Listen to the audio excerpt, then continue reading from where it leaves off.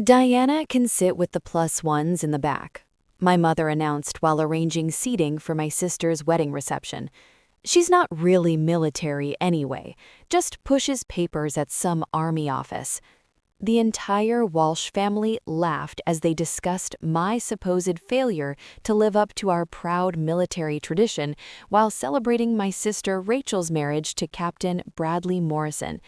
For 12 years, they treated me like the disappointment who couldn't handle real Army service, dismissing my work as administrative support for actual soldiers.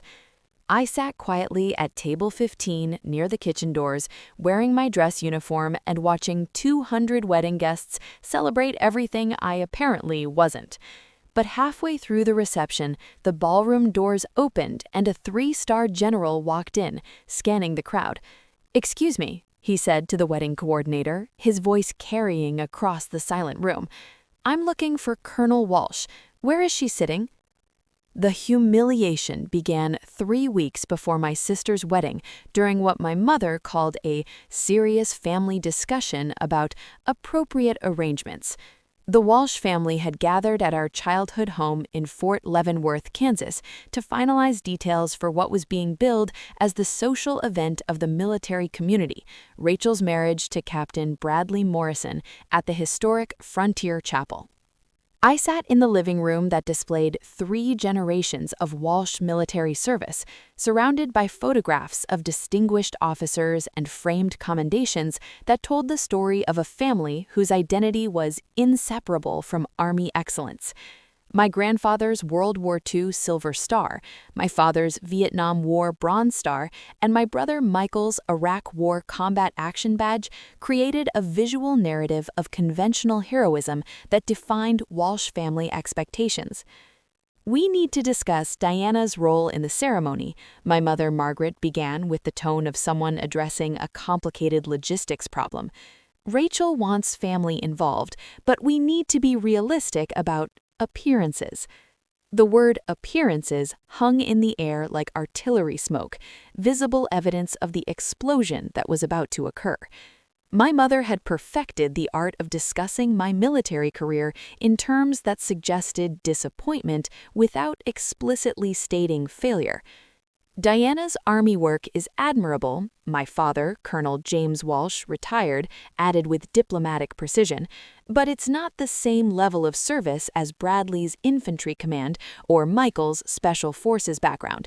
We don't want any confusion about military hierarchy at such an important social event."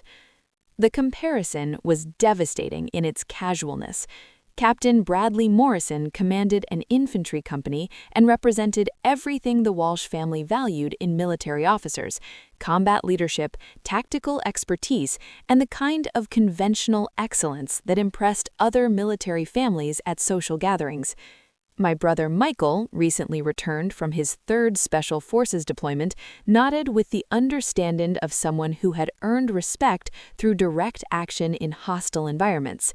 "Diana does important support work," he said with brotherly condescension, "but there's a difference between administrative roles and operational military service." I listened to this assessment while my encrypted phone buzzed silently with urgent communications from the Joint Special Operations Command, where senior officials were coordinating missions that could determine the outcome of conflicts in multiple theaters simultaneously. "The seating arrangements need to reflect appropriate military protocol," my mother continued with the authority of someone who had spent 30 years as an Army wife, learning the social dynamics that defined military communities. "Bradley's military colleagues will be attending, and we need to ensure that family members are positioned according to their actual rank and achievements." The phrase "actual rank and achievements" was a masterpiece of subtle humiliation, suggesting that my military service operated outside the framework of serious Army hierarchy. What my family didn't know was that Colonel Diana Phoenix Walsh wasn't attending this wedding as a disappointed family member whose career had fallen short of Walsh military standards. I was there as the commanding officer of the Army's most classified Special Operations Unit, recently promoted to a position that exceeded anything any Walsh had ever achieved. but my true rank and operational responsibilities were buried under security classifications that made family conversations about my career both impossible and irrelevant to national security interests. Diana will sit with extended family and plus ones, my mother decided with finality. Table 15, near the service areas. It's close enough to feel included, but won't create awkward conversations when Bradley's fellow officers ask about my military background. Table 15, the social equivalent of exile, positioned where family disappointments could be acknowledged but not prominently featured during important celebrations. Rachel entered the conversation wearing her wedding planning stress like a carefully coordinated accessory, her tablet filled with color-coded spreadsheets that organized every detail of what she had described as her most important day of her life. "I want Diana involved," she said with sisterly generosity that couldn't quite mask her underlying concern about my impact on her perfect military wedding. "But we need to be careful about the military traditions. Bradley's battalion commander will be there, along with other senior officers who understand Army protocol." The implication was clear. My presence needed to be managed to avoid embarrassing the bride and groom in front of military professionals who understood real Army service. "What exactly does Diana do again?" asked my Aunt Patricia, who had arrived from Colorado for the wedding planning session and genuinely seemed confused about my military career. "Intelligence analysis," my father replied with the weary tone of someone explaining a disappointing situation. "She reviews reports and prepares briefings for other officers who make operational decisions. Important support work, but not the kind of leadership role that requires real military expertise." I absorbed this casual dismissal while reviewing classified intelligence assessments that would be briefed to the Secretary of Defense within hours, materials that could reshape American foreign policy based on operations I had personally commanded. "So she's like a military secretary?" Patricia continued with innocent curiosity that made the conversation even more painful. "More sophisticated than that," Michael intervened with brotherly protection. "But yeah, basically administrative support for officers who handle actual military operations." The wedding planning continued with discussions of floral arrangements, catering menus, and protocol for military honors that would acknowledge Bradley's service without accidentally elevating family members whose achievements didn't merit similar recognition. "We're having a receiving line after the ceremony," Rachel explained with obvious excitement. "Bradley's commanding officer will be presented first, followed by other distinguished military guests. Family introductions will be brief and appropriate to avoid taking time away from honoring real military achievement." I listened to these arrangements while my secure phone continued buzzing with communications about hostage rescue operations and counter-terrorism missions that officially didn't exist but determined whether American citizens lived or died in hostile environments worldwide. Over the following weeks, my role in Rachel's wedding was carefully minimized to avoid any confusion about military hierarchy or family achievements. I wasn't included in the bridal party, wasn't asked to participate in pre-wedding military traditions, and wasn't expected to contribute anything meaningful to celebrations that honored conventional Army excellence. The week before the wedding, I received a classified mission briefing that would take me to Eastern Europe for operations that could prevent international conflicts. But operational security required maintaining my cover story, so I told my family I would be attending a budget planning conference that might make me late for wedding events. "A budget conference the week of Rachel's wedding?" my mother said with exasperation that suggested I was prioritizing bureaucratic convenience over family obligations. "Diana, this is your sister's most important day. Surely your office work can wait." "It's an urgent planning cycle," I replied, using language boring enough to discourage further questions while protecting information that could compromise American intelligence operations. "See," my father said to Michael with resignation, "this is exactly what I mean about Diana's priorities. Real Army officers understand that family comes first when operational demands allow, but administrative personnel don't seem to grasp the importance of supporting their family's achievements." I endured this assessment while coordinating special operations that would officially take me to a NATO planning conference, but would actually involve eliminating terrorist cells that threatened American interests across 3 countries. The wedding rehearsal dinner was held at the Officers Club at Fort Leavenworth, where 3 generations of Walsh family military service were celebrated in front of Bradley's fellow officers and distinguished military guests. I sat at a table with distant relatives and family friends, listening to toasts that honored conventional military achievement, while carefully avoiding any detailed discussion of my own service.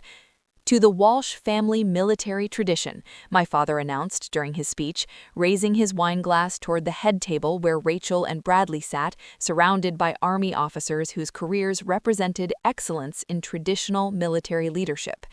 "My son's Special Forces career exemplifies the warrior spirit that has defined our family's contribution to national defense."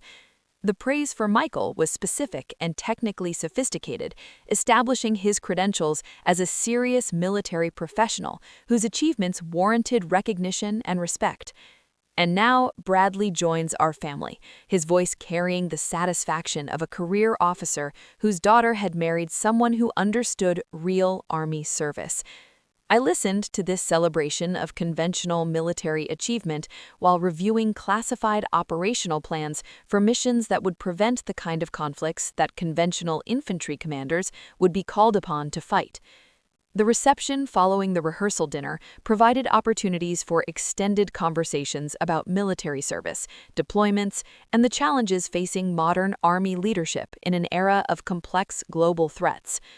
Diana approached Colonel Peterson, one of Bradley's superior officers who had been introduced as a distinguished infantry commander with multiple combat deployments. "Rachel tells me you work in military intelligence. What's your specialty?" "Threat assessment and strategic analysis," I replied, reciting the cover story that had protected 12 years of classified operations. "Very exciting spreadsheet work, reviewing potential security challenges."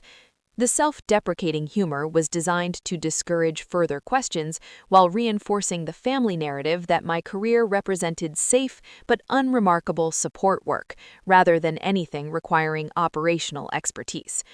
"Important work," Colonel Peterson agreed with polite acknowledgement. "Operations would fail without proper intelligence support." Before I could respond, Bradley joined our conversation with the confident bearing of someone whose military achievements spoke for themselves.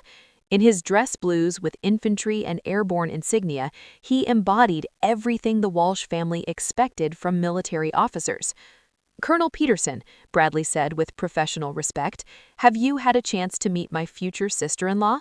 Diana does, what is it exactly? Intelligence coordination?" The question revealed that even my sister's fiancé didn't understand what I did for the Army, despite months of engagement and wedding planning conversations.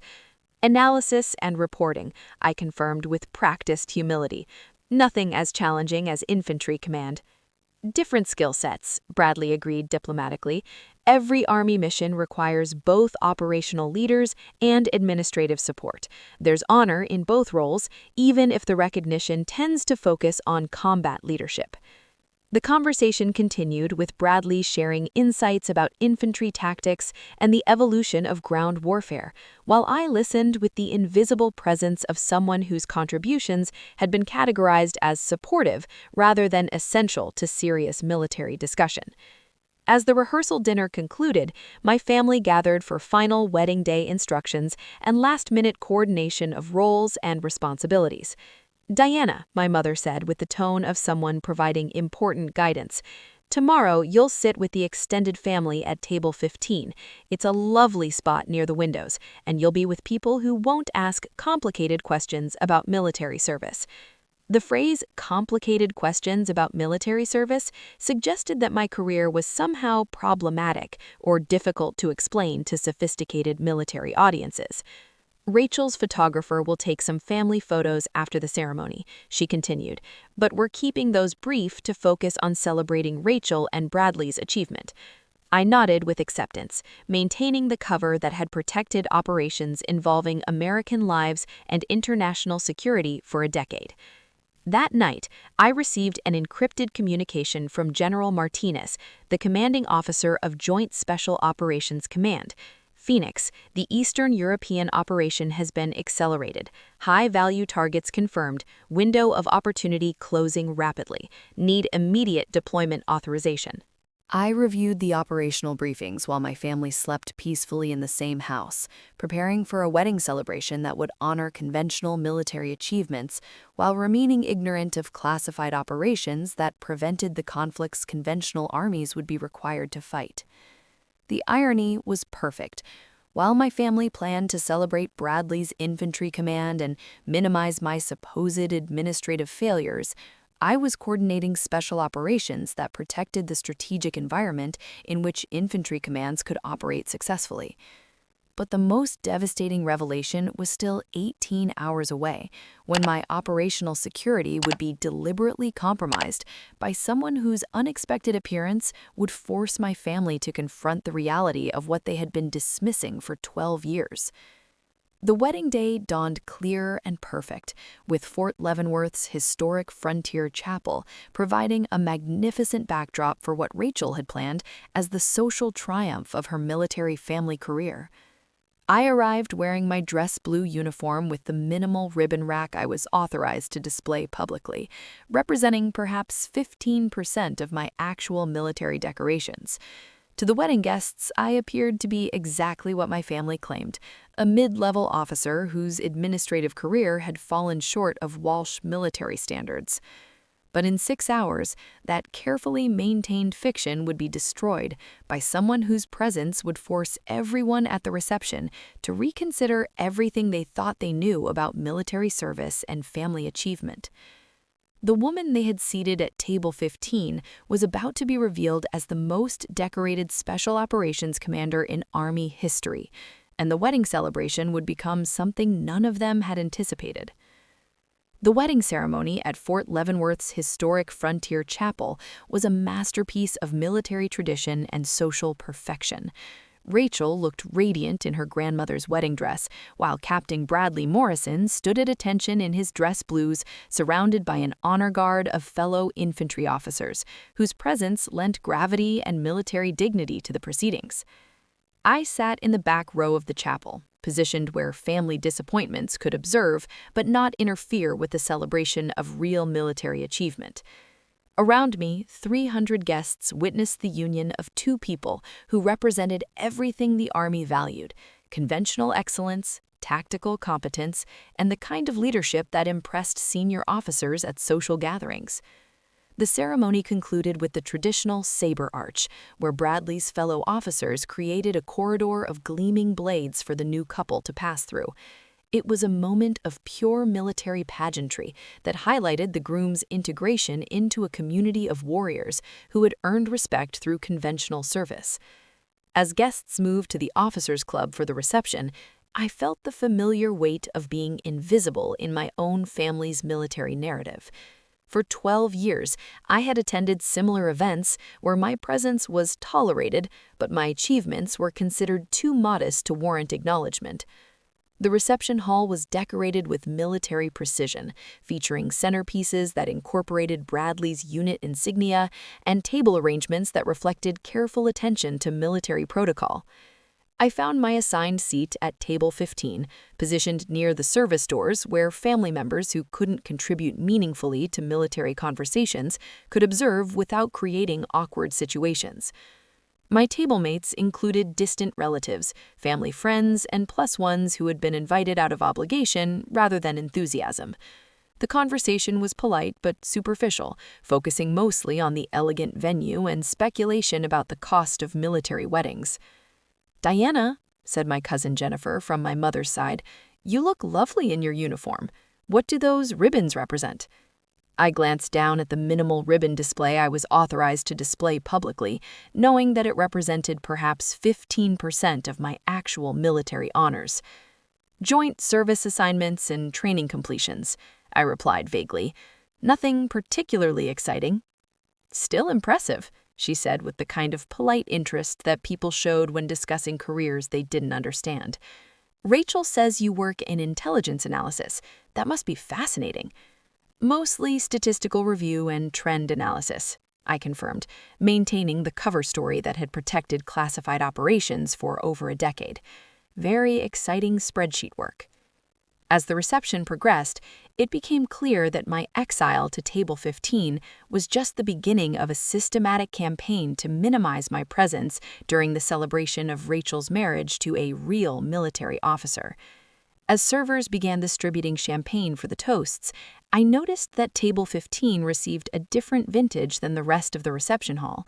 While other tables were served Dom Perignon, we received perfectly acceptable but obviously inferior champagne that suggested our reduced status in the wedding hierarchy. The dinner service followed the same pattern.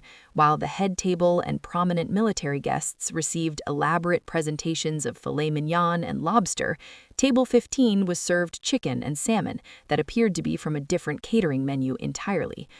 But the real humiliation began when my father rose to make his father of the bride speech, his voice carrying the authority that had made him effective as a battalion commander during his distinguished Army career. "Ladies and gentlemen," he began, surveying the reception hall filled with military officers and distinguished guests who had gathered to celebrate his daughter's marriage. "Today we witness the union of two people who represent the finest traditions of American military service." He gestured toward Bradley with obvious pride. "Captain Morrison exemplifies the kind of leadership that defines our Army's excellence. His service as an infantry company commander demonstrates the courage, competence, and dedication that protects our nation's interests around the world." The praise for Bradley was specific and professionally sophisticated, establishing his credentials as a warrior leader whose achievements warranted recognition from the military community. "The Walsh family has been privileged to serve our nation for 3 generations," my father continued, his gaze finding Michael at a prominent table near the front. "My son Michael's Special Forces career continues our family's tradition of operational excellence in the most challenging environments our Army encounters."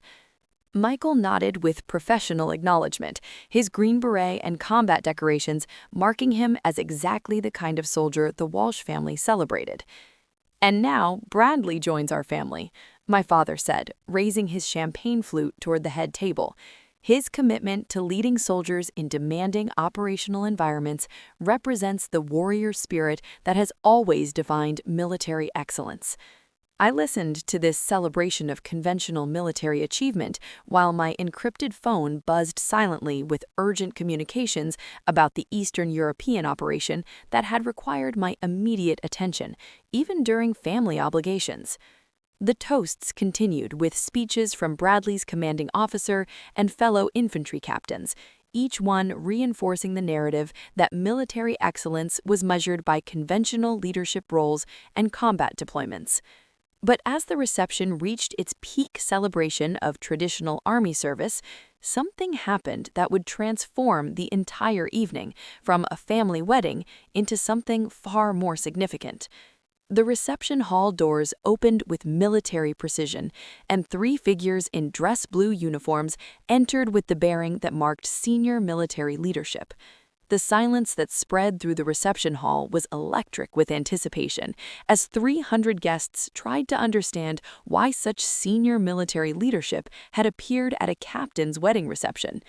Lieutenant General Sarah Martinez, the commanding officer of Joint Special Operations Command, walked into the reception with the presence that had made her legendary in special operations circles. Behind her were 2 full colonels whose insignia marked them as staff officers from the highest levels of Army command. The silence that spread through the reception hall was electric with anticipation as 300 wedding guests tried to understand why such senior military leadership had appeared at a captain's wedding reception. General Martinez surveyed the reception hall with the tactical assessment that characterized someone accustomed to evaluating complex operational environments. Her gaze moved methodically from table to table, clearly searching for someone specific. "Excuse me," she said to the wedding coordinator, her voice carrying across the suddenly silent reception hall with unmistakable authority. "I'm looking for Colonel Walsh. Where is she sitting?" The words Colonel Walsh hit the reception like artillery fire, creating ripples of confusion among guests who knew only one Walsh family member held that rank, my retired father, who was standing at the head table with obvious bewilderment. "Sir," the wedding coordinator replied with nervous confusion, "Colonel Walsh is at the head table. He's the father of the bride." General Martinez shook her head with patience that suggested she was accustomed to such confusion. "I'm looking for Colonel Diana Walsh. She should be attending this reception as a family member." The clarification landed like a second artillery round, more devastating than the first. The distinguished military guests began processing information that contradicted everything they had been told about Walsh family hierarchy and military achievement. My father's face went white as he struggled to understand why a three-star general was looking for his daughter, whom he had just finished describing as an administrative support officer whose career represented disappointing deviation from family military excellence. "Diana?" my mother said weakly, her voice barely audible across the stunned reception hall. "But she works in analysis." General Martinez ignored the family's confusion and continued scanning the reception until her eyes found me at table 15. Her weathered face broke into a smile of professional respect and what appeared to be genuine affection.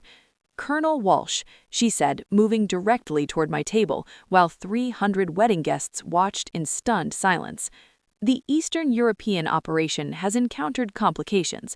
The intelligence assessment you provided proved accurate, but target movement has accelerated our timeline. We need your tactical expertise for immediate mission modification." Colonel Peterson, Bradley's commanding officer, who had earlier dismissed my work as intelligence support, stepped forward with obvious confusion mixed with growing comprehension.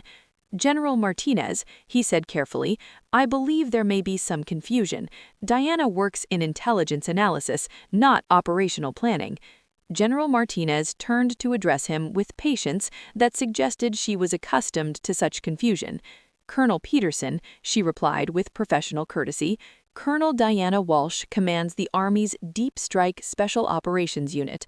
Her tactical innovations in psychological warfare have revolutionized how we conduct classified missions against high-value targets." The revelation was systematic and devastating, each piece of information destroying another assumption the wedding guests had made about military hierarchy and family achievement. Bradley, who had spent months of engagement conversations treating me as his fiancée's disappointing sister, stepped forward with growing alarm. "Ma'am, I think there's been a mistake. Diana does administrative work. She's never mentioned commanding any operational units." Captain Morrison, General Martinez said, with the authority that came from commanding all Army special operations, "Colonel Walsh's cover identity as an intelligence analyst has protected operational security for one of our most sensitive programs. Her actual service record is classified above top secret." She gestured toward the two colonels who had accompanied her. "Colonel Henderson and Colonel Martinez are here to coordinate immediate tactical planning for operations that require Colonel Walsh's expertise in psychological warfare and target elimination." The technical language was devastating in its implications. While the wedding reception had celebrated conventional military leadership, I was being consulted about operations that eliminated America's enemies through methods that officially didn't exist. My father approached our conversation with movements that suggested he was approaching superior officers rather than his daughter and her colleagues. "General Martinez," he said with formal respect, "I'm Colonel James Walsh, retired. Diana is my daughter, and I had no idea about her actual military position." "Colonel Walsh," General Martinez replied with professional courtesy, "your daughter has achieved operational success rates that exceed any comparable program in Army history. The missions she commands require presidential authorization and reshape strategic environments across multiple theaters." She gestured toward the two colonels who had accompanied her.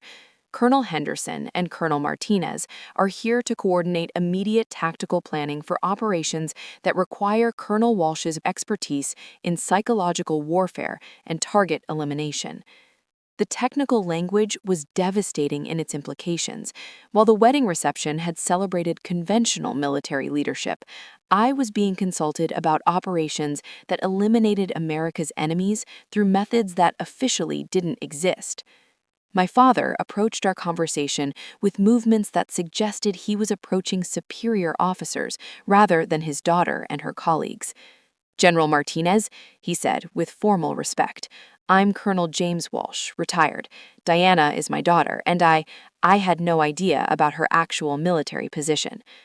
"Colonel Walsh," General Martinez replied with professional courtesy, "your daughter has achieved operational success rates that exceed any comparable program in Army history.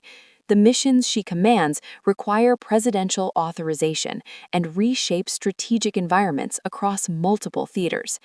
She turned to address the assembled wedding guests, her voice carrying the weight of someone who rarely made public statements about classified operations. "Ladies and gentlemen," she announced, "Colonel Diana Walsh has been selected for promotion to Brigadier General, making her the youngest female flag officer in Army Special Operations history." The promotion announcement landed like a nuclear explosion, sending shockwaves through a reception hall that had spent the evening celebrating conventional achievements while remaining ignorant of classified operations that shaped the strategic environment in which conventional forces operated. Rachel, whose perfect wedding celebration was being transformed into something she had never anticipated, approached with movements that suggested she was processing information that overturned everything she understood about family hierarchy. "Diana, you're going to be a general? But you told us you worked in analysis." "Operational security," I replied simply, addressing my family publicly for the first time about the truth that had been classified for 12 years. I looked around the reception hall at the military officers who had spent the evening celebrating conventional achievements while remaining ignorant of classified operations that shaped the strategic environment in which conventional forces operated. "For 12 years, you've treated me as the family disappointment whose military career represented failure to achieve Walsh standards. The daughter you dismissed as inadequate for real Army service has been commanding operations that protect every conventional unit in the force." Colonel Henderson stepped forward with additional classified information that General Martinez had apparently authorized him to share. "Colonel Walsh's psychological warfare innovations have prevented 3 potential international conflicts," he announced to the stunned reception guests. "Her tactical expertise is studied at the Command and Staff College as the gold standard for special operations excellence." The comparison between my classified achievements and my family's conventional military careers was implicit but devastating. While they had celebrated tactical success within established parameters, I had redefined what Army Special Operations could accomplish when conducted with unlimited presidential authority. Michael, whose Special Forces career had been praised as the pinnacle of Walsh family military achievement, approached with obvious bewilderment. "Diana, the operations you're describing, they're beyond anything we learned about in Special Forces training. How is this possible?" Special access programs operate with capabilities that aren't taught in conventional training, I explained with the patience I used when briefing officers who lacked appropriate clearances. "My units use technologies and tactics that won't be declassified for decades." General Martinez consulted her watch with military precision. "Colonel Walsh, you need to depart for immediate operational planning. The situation in Eastern Europe requires your tactical assessment within 6 hours." As I prepared to leave my sister's wedding reception for operations that could prevent international conflicts, I looked around the reception hall one final time at the family that had dismissed me and the military guests who were finally seeing me for who I actually was. "Congratulations on your marriage, Rachel," I said with formal politeness. "I hope you and Bradley will be very happy together."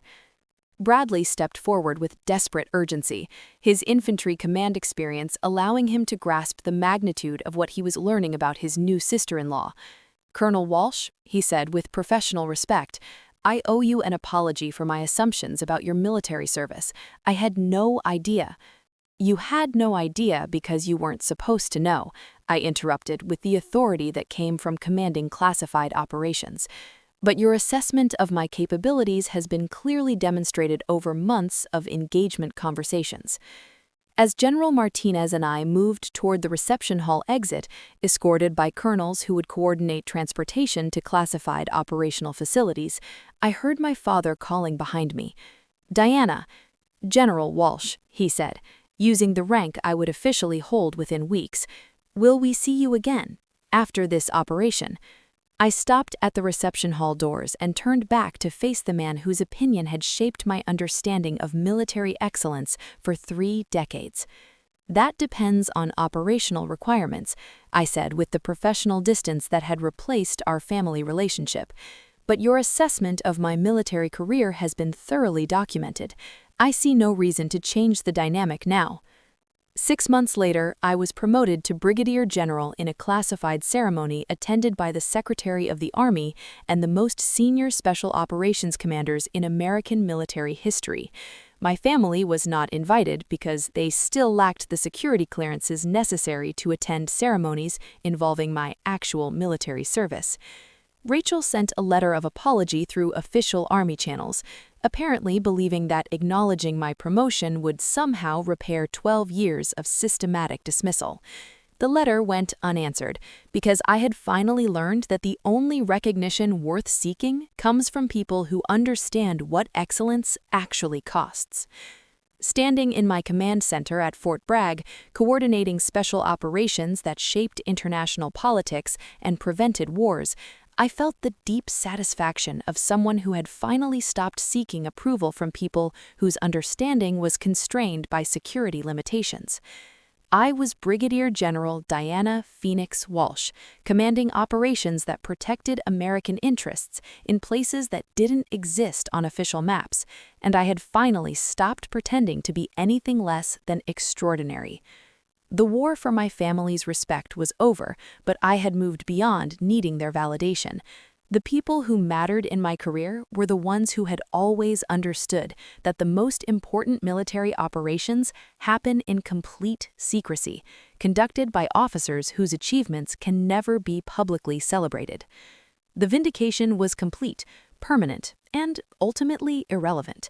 I had already won the only battle that counted, the one for operational excellence that transcended family expectations and social recognition. My sister's perfect wedding had become the perfect revelation of who I actually was, and the family that had spent 12 years dismissing my achievements would spend the rest of their lives living with the knowledge that their greatest disappointment was their greatest success. Sometimes the people who should support you the most are the ones who know you the least. If you've ever been dismissed by family who couldn't see your worth, if you've ever served in silence while others took credit, if you've ever had to choose between recognition and duty, share your story below.